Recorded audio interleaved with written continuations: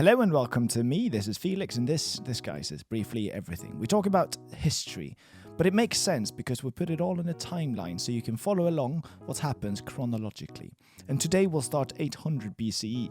The previous 400 years now, Greece has been in its dark ages. But there's finally a light at the end of the tunnel here, and around this time marks the start of the Archaic period for Greece. At this point, Greece is still a multitude of distinct and completely independent city-states.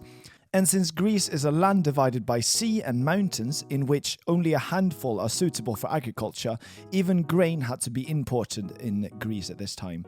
So the Greeks had to rethink, and rethink they certainly did. They started colonizing across the seas, growing things there instead, and thus spreading their civilization.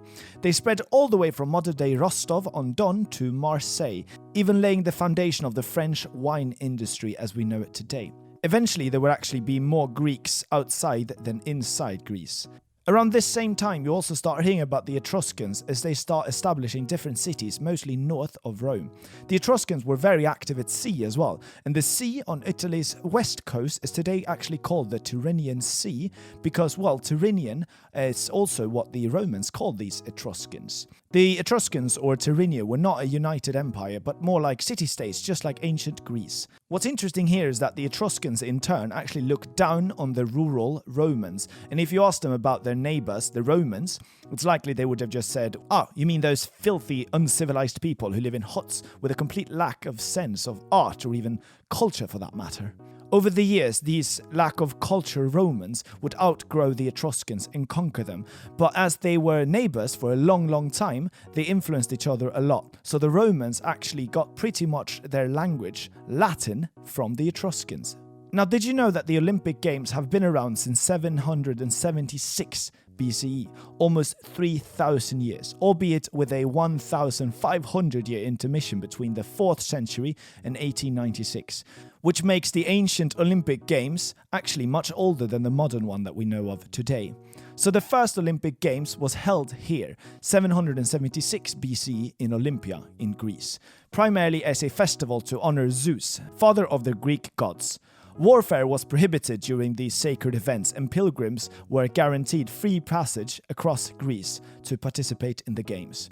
The athletes were all male citizens of the city-states from every corner of the Greek world, coming from as far away as Iberia in the west and the Black Sea in the east. In the beginning, sports often involved the preparation for war or training as a hunter, which probably explains why so many of the early games involved the throwing of spears or stakes or rocks and sparring one-on-one with opponents. However, during the first game, 776 BCE, there was just one single event, a race over a distance called a stade.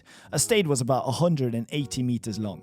And did you know that these athletes initially wore a loincloth, but it was later abandoned, and from then on, they would just compete naked instead. So yes, the ancient Olympic Games were performed completely in the nude. Luckily, no women were allowed to compete. I guess since there would have been a lot of suing for sexual harassment in that case. In fact, women weren't actually even allowed to watch the games. Very few people probably did sneak in to watch these games, since the penalty if you were caught was actually death. A harsh penalty for watching nude guys sweat together, you might think. By the way, the word gymnos that has inspired words like gym or gymnastics actually means naked in Greek. Simply because, they were naked when they worked out.